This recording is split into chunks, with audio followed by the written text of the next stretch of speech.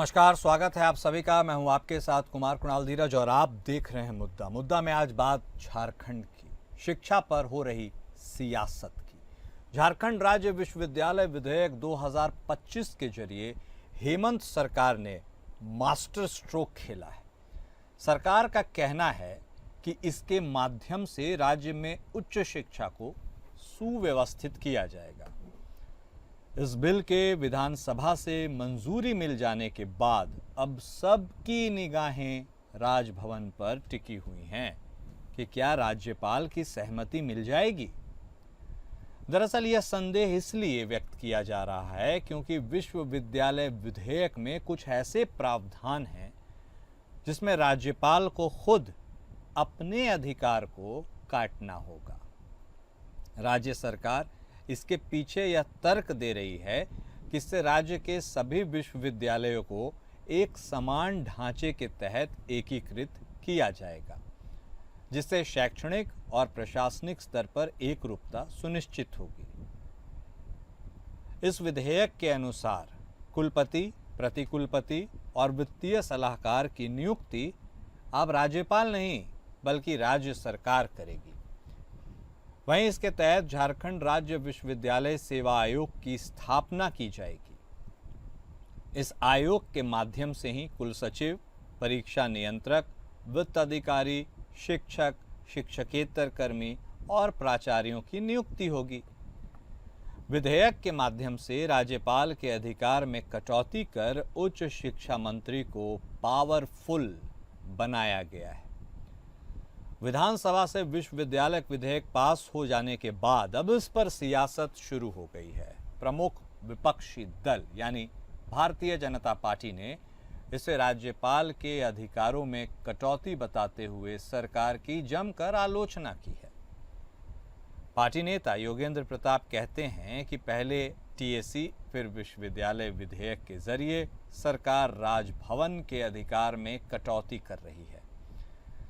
उन्होंने कहा कि सरकार बहुमत के कारण संवैधानिक व्यवस्था को बदलने में लगी है।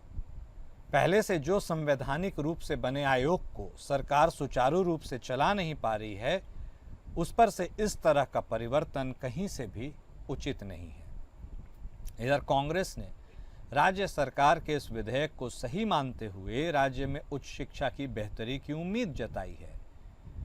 कांग्रेस महासचिव राकेश सिन्हा ने कहा कि विश्वविद्यालय विधेयक स्वाभाविक तौर पर राज्य के हित में है। अगर सरकार के अधीन विश्वविद्यालय रहेगा तो स्वाभाविक तौर पर छात्रों की नियमित परीक्षाएं ली जाएंगी, छात्रों के हित का भी ध्यान रखा जाएगा। उन्होंने यह भी कहा कि लगातार जिस प्रकार देखा जा रहा है कि राजभवन इन 11 सालों के दरमियान सिर्फ राजनीति का केंद्र रहा है। इस राज्य में कई राज्यपाल आए मगर उन्होंने विश्वविद्यालय स्तर पर कोई सुधार करने का काम नहीं किया और विश्वविद्यालय को राजनीति का अखाड़ा जरूर बनवा दिया। तो विश्वविद्यालय अखाड़ा बने ना बने, लेकिन यह विधेयक फिलहाल झारखंड की राजनीति का अखाड़ा जरूर बनता नजर आ रहा है, क्योंकि प्रमुख विपक्षी पार्टी भारतीय जनता पार्टी यह आरोप लगा रही है सरकार पर कि इससे राज्यपाल की शक्तियों को, उनके अधिकारों को कमजोर करने का एक प्रयास है। वाकई में अब यह सवाल है कि आखिर सरकार ने यह जो विधेयक लाया है, ये झारखंड में शिक्षा के स्तर को और अधिक गुणवत्ता प्रदान करने के लिए है या फिर राज्यपाल के अधिकार में कटौती करने के लिए। बहस इसी पर छिड़ी है। जिस विधेयक के बारे में हम चर्चा कर रहे हैं उसमें कुलपति की नियुक्ति अब राज्यपाल नहीं बल्कि राज्य सरकार करेगी। कई इंपॉर्टेंट पॉइंट्स है, इन पॉइंट्स को लेकर के ही हंगामा छिड़ा भी है। चर्चा की शुरुआत हम करेंगे, लेकिन उसके पहले आपको यह जरूर बता दें कि अब जो कुलपतियों की नियुक्ति होगी वह एक चयन समिति के माध्यम से होगी, जिसमें झारखंड विश्वविद्यालय विधेयक पर अब इसी कारण सियासत भी शुरू हो गई है और बीजेपी कह रही है कि हेमंत सरकार संवैधानिक व्यवस्था को बदलने में लगी है। हालांकि कांग्रेस का कहना है, जैसा हमने आपको बताया, कि राजभवन राजनीति का केंद्र बन गया है। चलिए अब चर्चा की हम बिना वक्त गवाए शुरुआत करते हैं। हमारे साथ हमारे दोनों खास मेहमान अब जुड़ चुके हैं। हमारे साथ झारखंड मुक्ति मोर्चा की तरफ से बतौर प्रवक्ता डॉक्टर नीलम मिश्रा जी जुड़ चुकी हैं। भारतीय जनता पार्टी की तरफ से बतौर प्रवक्ता विनय जायसवाल साहब भी हमारे साथ जुड़ चुके हैं। आप दोनों खास मेहमान का स्वागत है। डॉक्टर नीलम, शुरुआत आप ही के साथ करते हैं। कहा यह भी जा रहा है कि अब झारखंड सरकार ने एक मास्टर स्ट्रोक खेला है। वाकई में यह मास्टर स्ट्रोक है या नहीं, इसका आकलन जिसको करना है करने दीजिए, लेकिन आप यह ज़रूर बता दीजिए कि ऐसा करने से जो विधेयक आया है क्या आमूलचूल परिवर्तन होगा और आखिर क्यों इसे लाना पड़ा। जी बिल्कुल, बहुत अच्छी टॉपिक आज आप लोगों ने रखा है। शिक्षा से जुड़ा हुआ चर्चा होना चाहिए। देखिए, जहां तक इस विधेयक की बात है, झारखंड सरकार का एकमात्र मंशा झारखंड का हर एक विभाग को, हर एक क्षेत्र को मजबूत करना। शिक्षा एक बहुत मजबूत कड़ी है किसी भी राज्य को, किसी भी समाज को। अगर हम उन्नति की और विकास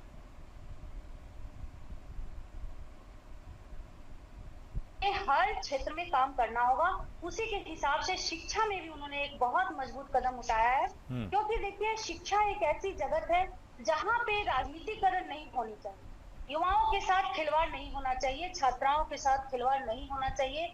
आज तक का रिकॉर्ड है, जब से झारखंड अलग राज्य बना है, यहाँ पर राज्यपाल महोदय विश्वविद्यालय के कुलपति रहे हैं। उनके शिक्षा विभाग में उनकी महत्वपूर्ण भूमिका रही है। बावजूद इसके उनका एक भी काम हमको दिखा दीजिए। आप लोग चर्चा इस पे भी रखिए कि आज तक जितने भी कुलपति आए हैं विश्वविद्यालय से जुड़े हुए या फिर उच्च शिक्षा से जुड़ा हुआ, उनका कौन सा महत्वपूर्ण भूमिका रहा जिसको हम लोग हमेशा याद कर सके और अनुकरण कर सके।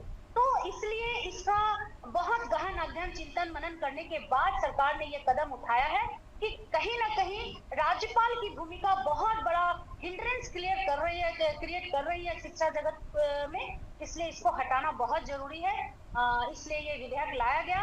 और अब है कि राज्यपाल की नियुक्ति तो होगी, लेकिन मतलब विश्वविद्यालय में कुलपति पद का नियुक्ति तो होगा, लेकिन वो नियुक्ति राज्य सरकार अपने हिसाब से, अपने राज्य की स्थिति, परिस्थिति, यहाँ का वातावरण, यहाँ की मनोभाव के हिसाब से वो सरकार करेगी।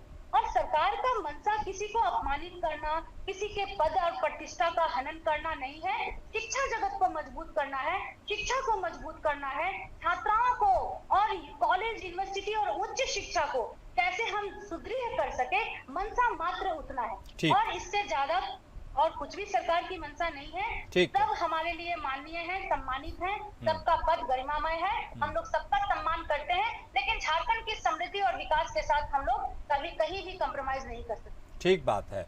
जायसवाल साहब, बारी आपकी। देखिए, जिस तरह से नीलम जी ने कहा, इरादा तो नेक है भाई, शिक्षा व्यवस्था को सुदृढ़ करना है, जनता ने ताकत दी है, सरकार में वे हैं, फैसला ले सकते हैं, उन्हें लगता है कि राज्यपालों द्वारा इस पर विशेष ध्यान नहीं दिया गया, तो इसमें कहाँ कोई संशय की स्थिति आपको नजर आ रही है? क्या गलत है? आपके ऑब्जेक्शंस क्या हैं और क्यों हैं?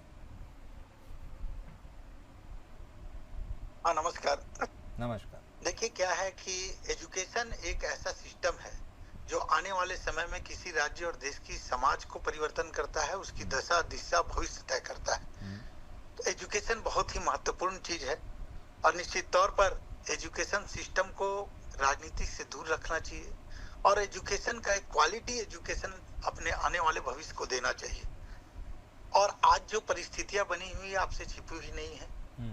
अभी तक वीसी की नियुक्ति में राजनीतिक के इंटरफेरेंस नहीं हुआ करता था और गवर्नर साहब के द्वारा उसका नियुक्ति होता था, जो प्रक्रिया वो चलता था। पर आज ये स्थिति आ रही है, अगर आप राज्य सरकार के अंदर में इसको लेंगे तो उनमें राजनीतिक इंटरफेरेंस होने की संभावना बहुत ज्यादा बढ़ जाएगी और शिक्षा भी कहीं ना कहीं उससे प्रभावित होता रहेगा। और जहां राज्य सरकार की स्थिति है, इनके पास पहले से हायर एजुकेशन, पूरी एजुकेशन इनके पास है। आप जब देखेंगे शिक्षा विभाग की स्थिति तो आपसे छिपी हुई नहीं है। अगर प्राइमरी एजुकेशन की बात करें तो वहाँ स्कूल है तो स्कूल है, तो वहाँ शिक्षक नहीं है, शिक्षक है तो बच्चे नहीं है, बच्चे हैं तो शिक्षक है तो स्कूल की संरचना, आधारभूत संरचना ठीक से नहीं है। ये स्थितियां बनी हुई है। उसके ऊपर चले जाए तो वही ऊंची से मिडिल स्कूल की बात करें तो आप देखेंगे कि 2023 में जो भी जेटेट के द्वारा बहाली हुआ था शिक्षकों का, अभी तक उनका बहाली नहीं हुआ और उनको उनका डिस्ट्रिक्ट चयन हो गया, डिस्ट्रिक्ट में उनका सर्टिफिकेट वेरिफिकेशन हो गया, उसके बाद इनकी बहाली जेटेट से हुई और इनको जेसीसी ने उनका पूरा एप्लीकेशन अपने पास मंगवा लिया। और इससे सबसे बड़ी आश्चर्य की बात है कि हाई कोर्ट के इंटरफेरेंस के बावजूद विभाग इस तरह से हिमाकत कर रहा है, तो ये चीज शिक्षा विभाग का बदहाली को दिखाता है। आप एजुकेशन क्वालिटी नहीं दे पा रहे हैं। अभी आपके कुछ दिन पहले मीडिया में ऐसा आया कि मिडिल स्कूल गढ़वा, राजकीय मध्य विद्यालय गढ़वा में एक 8वीं के बच्चे को 8वीं क्लास में 8वीं कक्षा में पढ़ाते हुए देखा गया। अब मीडिया ने इसको हाईलाइट किया, उससे पूछा गया तो बच्चा बताया कि हेडमास्टर सर कहें कि तुम पढ़ाओ, और हेडमास्टर सर बात कर रहे थे, वहां शिक्षक की कमी थी इसलिए उसको पढ़ाने दिए। तो ये किसी से छिपी हुई नहीं है। आपके पास जो विभाग है अभी वो आप नहीं चला पा रहे हैं। आपके पास विभाग है, वहाँ एजुकेशन सही नहीं मिल पा रहा है। आप सीजीएल की परीक्षा कराते हैं, कैंसिल कराते हैं। आप कई ऐसी वैकेंसियां आप निकालते हैं जिसमें वैकेंसियां के एग्जाम होने के बाद भी कैंसिल हो जाती है, और यहाँ के भविष्य कहाँ जा रहे हैं।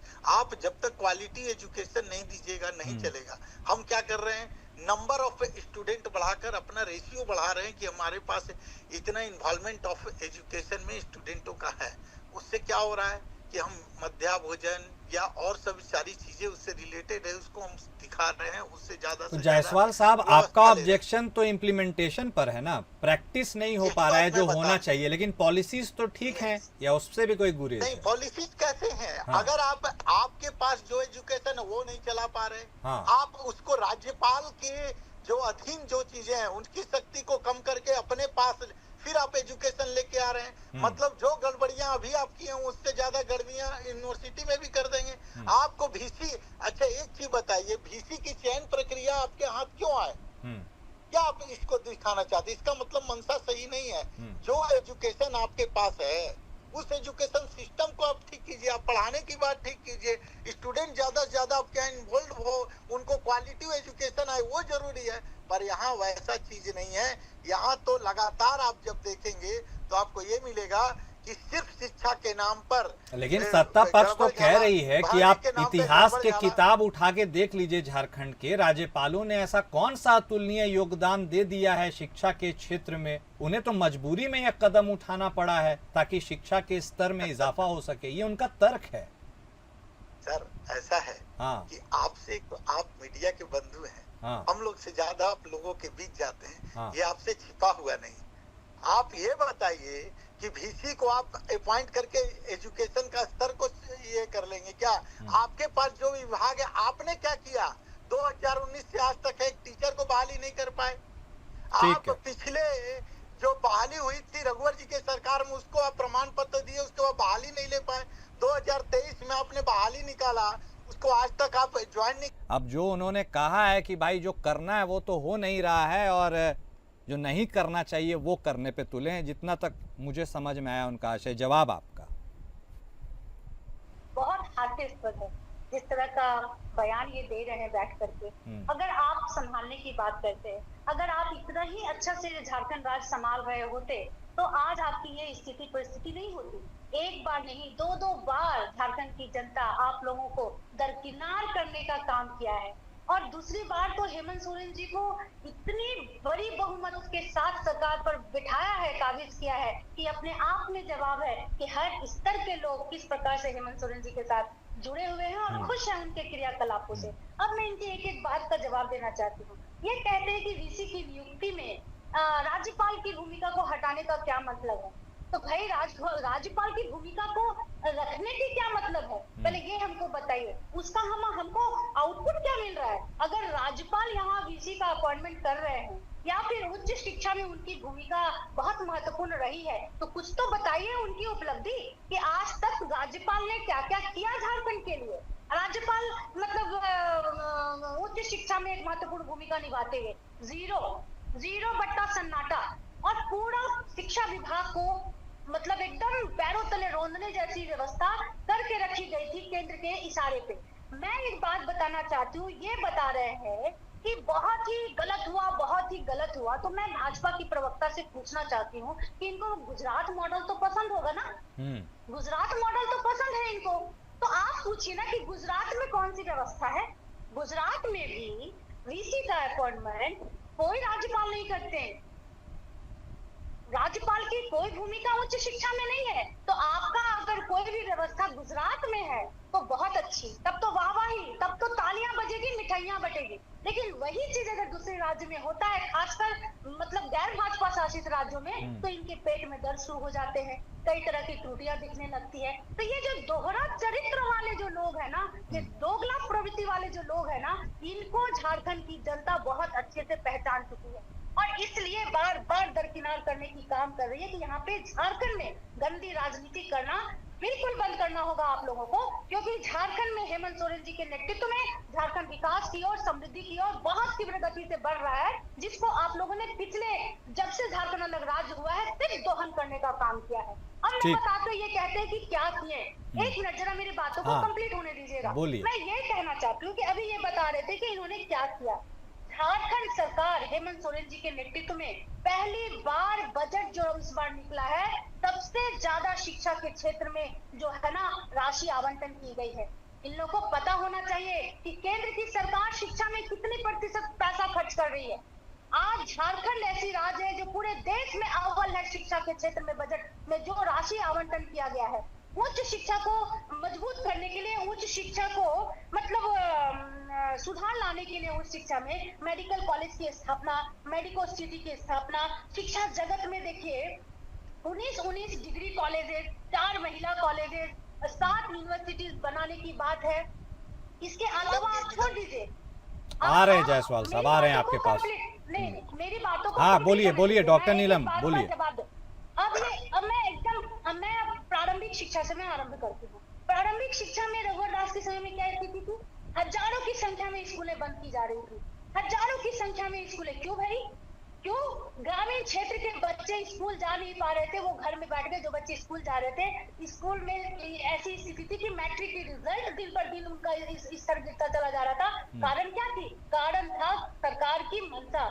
सरकार शिक्षा को बिल्कुल महत्व नहीं दी, स्कूलों को चौपट करना, स्कूलों को रौंदना, पारा टीचरों को पीटना। प्रारंभिक शिक्षा में जो भी एक आध टीचर की नियुक्ति हुई, महिला टीचरों को ऐसे ऐसे जगह पे पोस्टिंग दे दिया गया था कि उनको घर परिवार बच्चा सब छोड़ करके बेचारी बिलख रही थी। कितना हम लोगों को फोन कर रही थी कि मैडम कुछ कीजिए, मैडम कुछ कीजिए। हम लोगों ने मुख्यमंत्री के पास ये बात रखा कि एक महिला के लिए अपने परिवार बच्चों से दूर होकर के शिक्षा के जगत में काम करना बहुत दुर्लभ है। तो माननीय मुख्यमंत्री जी ने बहुत सीरियसली इस मैटर को लिया और सबको होम पोस्टिंग कराया, ये आप लोग को पता होगा। और मैं बात बताती हूँ गुरुजी क्रेडिट कार्ड के माध्यम से किस प्रकार से देश के साथ साथ विदेशों में भी हमारे झारखंड की बच्चे पहली बार जाकर के शिक्षा ग्रहण कर रहे हैं। ठीक है, खूबियों के बारे में आप डॉक्टर नीलम एक मिनट आप खूबियों के बारे में बता रही हैं, अच्छी बात है, लेकिन इसी बीच वो खामियां निकालने लग जा रहे हैं। भारतीय जनता पार्टी के प्रवक्ता भी हमारे साथ जुड़े हुए हैं। विनय जी, कहानी ही पलट गई है। तो गुजरात मॉडल की जो प्रशंसा आप करते हैं, ये तो कह रहे हैं कि गुजरात से ही ये हो रहा है, तो फिर आपको झारखंड में क्या दिक्कत है? बोलिए। 2-4 चीज झारखंड के बारे में बताना चाहिए। नीलम जी बोली बहुत अच्छा चीज है, पर कुछ चीजों को उनको याद रखना चाहिए या कुछ चीजों को उनको जानकारी नहीं, हम उनको बता देते डाटा के साथ। बोलिए। 2-3 चीज समझिए। एक जो उन्होंने महिला टीचर की बहाली के बारे में बताया, स्थानांतरण वो आज तक लागू नहीं हो पाया, उनको जानकारी। कई उदाहरण अभी मेरे पास है, हम अभी आपको दे सकते हैं। मेरे पास भी उदाहरण है, मेरे आस-पास में पोस्टिंग हुआ है। एक मिनट आ रहे हैं डॉक्टर नीलम आ रहे हैं, उनको भी बोल लेना। अच्छा, भ्रमित नहीं करिए जायसवाल साहब, ये कह रहे हैं। नाम दे रहे हैं। हाँ। अभी आपके यहाँ सरायकेला डीएससी डीओ के चार्ज में एक ही है। इनके यहाँ तो हर जगह डीओ भी नहीं है, हर जगह डीएससी नहीं है, एक ही चार्ज बहुत जिलों में है। और मैं आपको ये बताना चाहता हूँ कि वहाँ कई ऐसे स्कूल में है कि रांची से वो महिला जाती हैं, तो महिला को अगर वो मैटरनिटी भी अपना अवकाश लेना चाहती है, वो नहीं मिल पा रहा है। उसके लिए एक अखबार में भी आया, ये चीजों को मालूम चला। और जो मैं बताया अभी इसके पहले गढ़वा वगैरह के बारे में, हम नीलम जी से 3-4 चीज पूछना चाहते हैं। पूछिए जल्दी। एक चीज वो बताएं कि क्या अभी जो इंटर के स्टूडेंट थे, अभी जो पढ़ रहे थे कॉलेज के माध्यम से इंटर के स्टूडेंटों को रोका गया और रोका गया। आपको बता दें कि वो स्टूडेंट को बहाली कहीं भी इसको बोला गया कि वो आप स्कूल में ही +2 की पढ़ाई कर सकते हैं, आप अब कॉलेज में पढ़ाई नहीं होगी। सभी को मालूम है इसकी तैयारी इतनी खराब थी कि कई स्टूडेंट को स्कूल कॉलेज में सीट नहीं होने के कारण स्कूलों में उनकी एडमिशन नहीं हो पाई और वो स्कूल से शिक्षा से वंचित हो गए। ये सभी को पता है।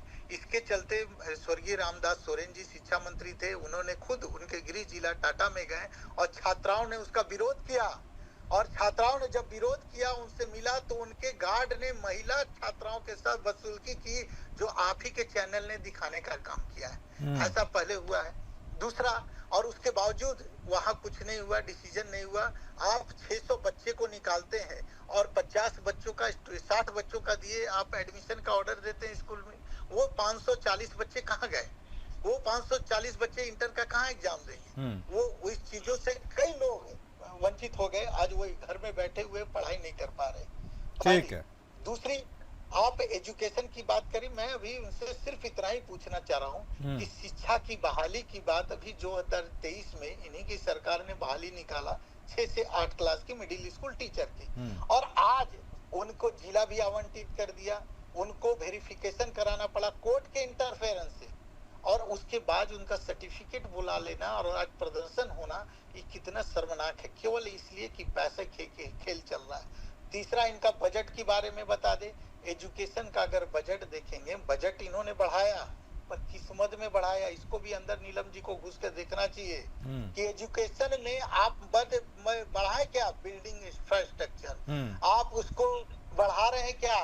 तो आप उसको रंगाई पुताई और इसका कर रहे हैं। होना चाहिए, हम इसमें इनकार नहीं कर रहे, एजुकेशन होना चाहिए, पर केवल कमीशन की दलाली का ही चीज आप बढ़ाना चाहते हैं। आप क्यों नहीं बढ़ाते हैं कि टीचर को पेमेंट मिले, टीचर की बहाली हो, कि अच्छा एजुकेशन जाए, उसके लिए अच्छी सी पुस्तकें जाए, उसके लिए आप क्यों नहीं बढ़ाते? पर आप बढ़ाते हैं इंफ्रास्ट्रक्चर में बढ़ाना चाह रहे हैं, क्योंकि वहाँ कमीशन का खेल होता है। आप टीचर की बहाली करना नहीं देना चाहते। आप जब तक टीचर नहीं देंगे, आपके स्टूडेंट कैसे पढ़ेंगे? आप स्कूल का आंकड़ा देख लिए, स्थिति वही है।